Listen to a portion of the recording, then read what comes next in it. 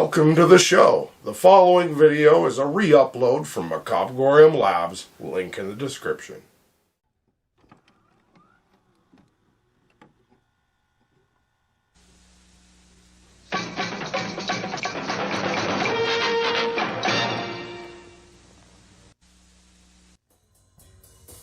Hey everybody, what's up and welcome back to Macabre'Gorium Labs presents School of Boredom's Extra Credit.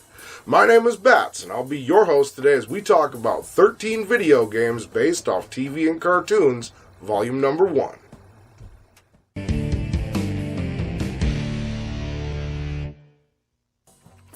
Number 13.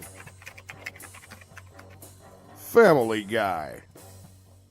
Family Guy the video game is a cel-shaded, mostly linear single-player action-adventure platformer experience brought to us on the PlayStation 2, PlayStation Portable, and original Xbox by High Voltage Software and 2K Games in late 2006. This game is split into 22 different levels with 3 familiar characters that the player will use to interact with this deranged world. And deranged it is. In a not all that common turn of events, all of the original show's voiced cast reprised their roles for the game.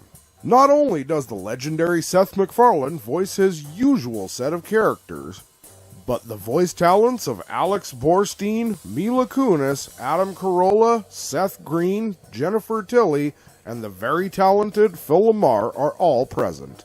Players will alternate between characters throughout the 22-level adventure by playing as Brian, Peter, or Stewie, each with their own traits and abilities that you must use to complete 3 intertwined stories with 8 levels each for Stewie and Peter, and only 6 levels for Brian.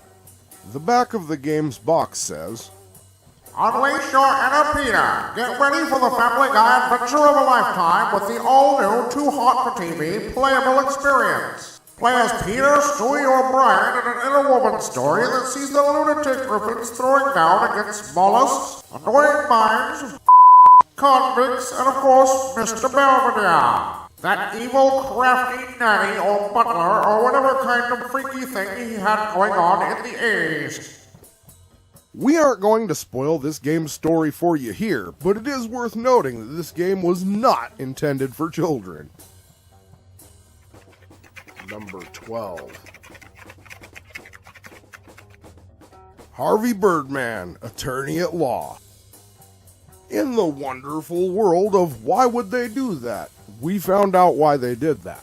Because in 2008, High Voltage Games and Capcom made the single-player Harvey Birdman, Attorney at Law video game for the PlayStation 2, PSP, and Nintendo Wii. This game plays just like the Ace Attorney series, where the player takes on the role of Harvey Birdman. The game mechanics consist of the player gathering evidence and questioning witnesses to solve cases in the typical Harvey Birdman style and humor.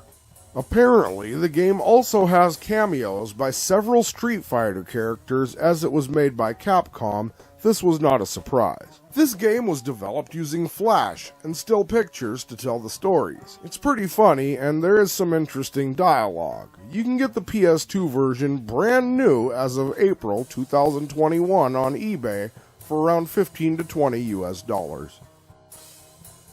Number 11. The Addams Family. The Addams Family Fester's Quest is a top-down perspective run-and-gun adventure game brought to the NES by Sunsoft, in which players take on the role of the titular character Uncle Fester, where he sets out on a quest to save his family and the town from the UFO that has invaded. Gameplay for this title was lacking to say the least. You see, Uncle Fester must solve ridiculous puzzles and run around the alien-invaded town, shooting enemies and picking up seemingly random objects to help him on his way. Uncle Fester will encounter several of the primary family members along his journey, and let us tell you, this game is difficult, confusing, at times hard to play, and occasionally pretty fun. Finding a used copy is fairly easy, but I'm sure only the most hardcore of Addams Family collectors or NES superfans would even bother to seek it out. Number 10. Nickelodeon's Real Monsters. Nickelodeon's All Real Monsters video game is a platform-based action-adventure Sega Genesis and Super Nintendo game of the same name brought to the consoles by Real Time Associates and Viacom New Media in mid-1995. In this game, players play as all three of the main characters as they take a journey that starts where they live and moves up into the surface while scaring humans, dealing with all sorts of monstery shenanigans along the way in an attempt to graduate from the Monster Academy. Players can switch between any member of the trio at will by choosing a button command, which the player will need to do because each of the monsters, Icus, Crumb, and Oblina, all have different abilities that are needed to solve the puzzles and progress through the game. The back of the box for this one reads, Icus, Crumb, and Oblina will have to prove themselves on the monster midterm exams if they want to call themselves real monsters. They must work together as a team to receive a single gruesome grade on their frightful performance. So go out and petrify someone. Personally, I really like this one, and we still pop it in the Genesis and play it every so often. For the huge fans and super collectors, unlike some of the other games on this list, this one isn't too hard to find and won't put too big of a dent in your pocketbook. Number 9. Popeye. The video game titled Popeye was originally an arcade cabinet video game from 1982 with a single-player screen format similar to Donkey Kong or Q*bert that was popular among arcade games at the time. This game allows the player to take control of the iconic tough guy sailor as he makes his way to saving his beloved olive oil from the clutches of his forever enemy, that rapscallion Bluto. The player must avoid bottles, vultures, and skulls, and the player can do this by punching all the obstacles aside from Bluto himself. In order to give Bluto one right in the kisser, Popeye can obtain a can of spinach that makes him invincible for a limited time, and also allows you to, yep, you guessed it, pop Bluto right in the nose. This classic game that would later be ported over to the Nintendo Entertainment System more than likely ate up more quarters than most kids got for allowance. However, you can also find this one for around $20 to $40 on auction sites like eBay. Number 8. Family Dog. This is another title I only remember playing for a minute as a kid. And unfortunately, there isn't a whole lot of information available other than it was a Super Nintendo game made by Imagineering and Malibu Games in 1993. But here's some background on the television show. Family Dog is about an average suburban family, the Binsfords, but the stories are told through the eyes of the family dog named Jonah. This series would mark the first collaboration between executive producers Steven Spielberg and Tim Burton. Again, I don't really remember this game, but we did recently look up the show, so go check it out for yourselves. And we also did find out that there are many copies floating around eBay for around $10 US. Number 7. Disney's Goof Troop. The Goof Troop video game was a single-player or co-op action-adventure game made by Capcom in mid-1993 for the Super Nintendo Entertainment System. In this game, the player takes control over Goofy or his son Max in a quest to save Pete and his son PJ from pirates. At any point in time, a second player can jump in as the other player and the two people can play at the same time. The game takes place over 5 levels where the two must solve puzzles and defeat bad guys to save their friends. If you are playing a single player, you can only hold one item at a time. However, if you are playing with a friend, you can hold 2 items, 1 item each. But either way, at least there was a haunted house level. Anyway, the back of the box reads, Goof Troop. It's a great day for fishing and Goofy just caught a boatload of trouble. Pete and PJ have been kidnapped by pirates, and Goofy and Max must row to their rescue. It's hilarious hijinks of the high seas as they travel through the jungle to free their pals from the notorious Keelhaul Pete. Get on board with Goofy and Max as they race ashore to do battle with hordes of burly buccaneers, dodge exploding cannonballs, and search dingy dungeons for clues to the pirates' lair. Dig for buried treasure and solve the perplexing puzzles to gain the keys needed to enter the pirate stronghold. Sneak inside and you'll face Keelhaul Pete, the terror of the tropics. We don't have a copy of this one yet, but we are looking to getting one, and as it turns out, a used copy of this game would run you around $20 US. Wait, what? Oh, we'll be right back. Number 6. Captain Planet and the Planeteers. Captain Planet and the Planeteers is a 2D action platform video game that was made for the NES in late 1991 by Chris Gray Enterprises and Midscape. The entirety of this game consists of 10 stages spanning over a grand total of 5 levels. This obviously means that each level is made of 2 different parts. In the first part of any given level, the player plays as a Planeteer riding in the Eco-Jet in a side-scrolling air battle, while in the second half, the player would take control over the title character himself, Captain Planet. In these parts of the game, Captain Planet fights his way to one of the primary villains from the series. Let's see what the box art has to say. Captain Planet and the Planeteers. The Earth is ours, the power is yours. Oil spills, air pollution, endangered animals. The award-winning TV show Captain Planet and the Planeteers has turned saving Earth's environment into the ultimate adventure. Now it's your turn to go up against the most dangerous enemies our environment has ever faced. Loot and plunder, Duke Nukem, Dr. Blank, and more. The forces of Earth, fire, wind, water, and heart are yours. Put them together and become Captain Planet. Your eco-copter is waiting.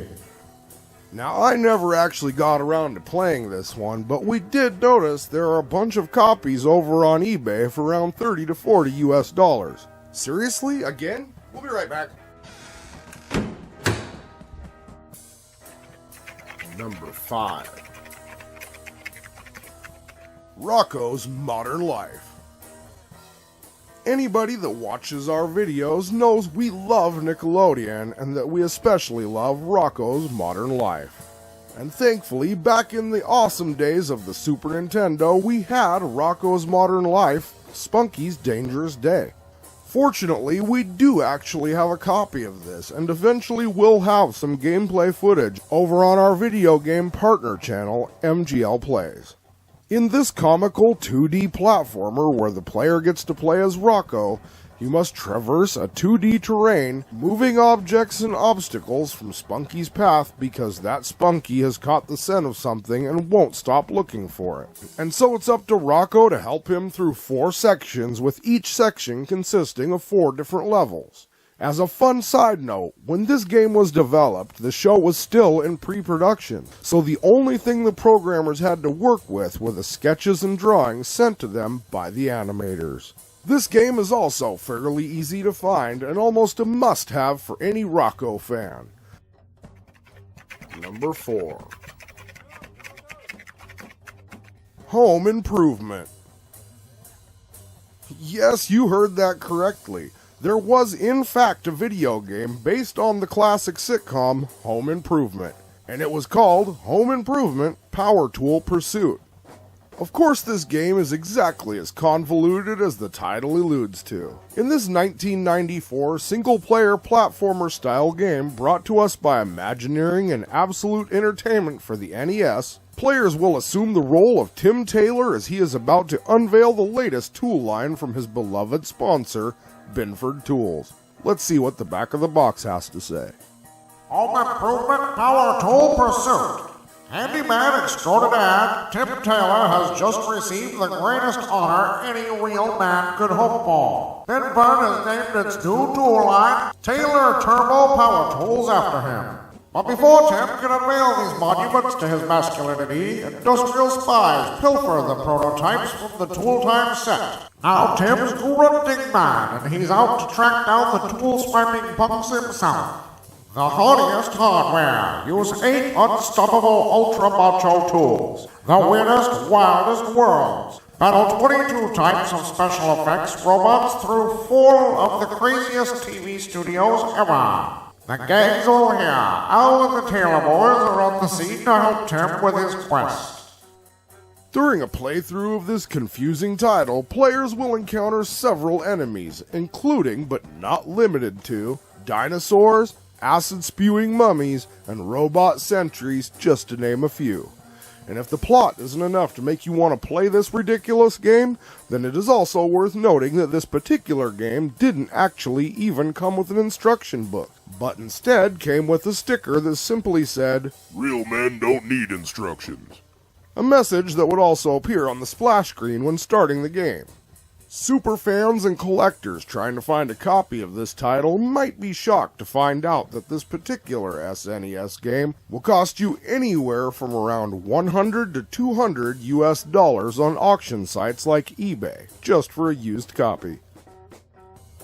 Honorable mentions: The Disney Afternoon Collection.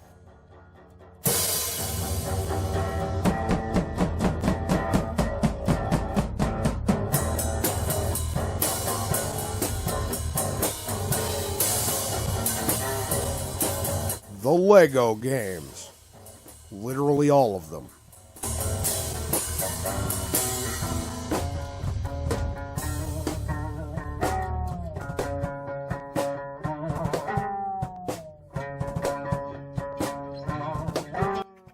Number 3. The Grim Adventures of Billy and Mandy. In late 2006, High Voltage Software and Midway Games brought us a fighting game in the style of Cartoon Network hit show The Grim Adventures of Billy and Mandy. There isn't too much to say about this game. It was released on the PlayStation 2, GameCube, Game Boy Advance, and the Nintendo Wii. This was a 3D fighting game where the player would pick from a variety of the show's characters and jump into battle with up to 3 other AI or real player characters. This title is a little harder to find, costing anywhere between $30 to $100 or more depending on the condition and console of choice. Number 2. Gilligan's Island. Yes, as strange as it may seem, there was a single-player action puzzle strategy video game based on the comically perfect 1960s sitcom Gilligan's Island, and it was called The Adventures of Gilligan's Island. It was made by Bandai in mid-1990 for the original Nintendo. We here at the Labs really enjoy Gilligan's Island, so it's not really surprising to know that we actually have a copy of this game, and I can personally tell you that it is, well, it's kind of a mess. Not only is it confusing, but if you don't have any instructions or some form of guidance on how to play, you are going to find yourself scouring the internet looking for a tutorial just on how to get Gilligan out of a quicksand trap or how to avoid an animal that looks suspiciously like a cheetah. According to our research, this game has a total of 4 bosses. A cannibal leader, a gorilla, most likely Gladys, fans of the show will know what we're talking about, a giant bear, and, for some reason, a skeleton. Despite its confusing difficulty, this game does offer a password system to allow you to pick up at the beginning of one of the 4 chapters. But, all in all, it's pretty fun to throw it into the Nintendo and let people try it for themselves, because unless you know what you're doing, they will be just as confused as you are. This one did take us a while to find our copy, but there are used copies out there for those of us hardcore Gilligan fans or collectors. And number 1. Futurama. Futurama the video game is another cel-shaded, mostly linear, single-player action-adventure experience brought to us on the PlayStation 2 and original Xbox by Unique Development Studios and Vivendi Universal Games in mid-2003. In this amazingly faithful experience, the player will assume the roles of 4 beloved Futurama characters, taking control of either Fry, Leela, Bender, or Dr. Zoidberg for his very own short portion of the story. Just like the Family Guy game, each of those characters has their own traits, abilities, and gameplay styles. Featuring the original voice talents of the iconic Billy West, Katie Segal, John DiMaggio, Tress MacNeille, Maurice LaMarche, and the always funny David Herman show up as their usual roles and really bring this story to life. It is also a fairly well-known fact that all of the cutscenes from the Futurama video game, when assembled, compose what is canonically the lost episode of Futurama. Once again, we aren't going to spoil the well-aged plot, but if you're able, we recommend playing this title for yourself too. And with that entry, we come to the end of our list of 13 video games based off cartoons and television, volume number 1. I've been your host, Bats, and if you like what you saw, feel free to come back for more. As usual, think for yourselves, and keep it creepy.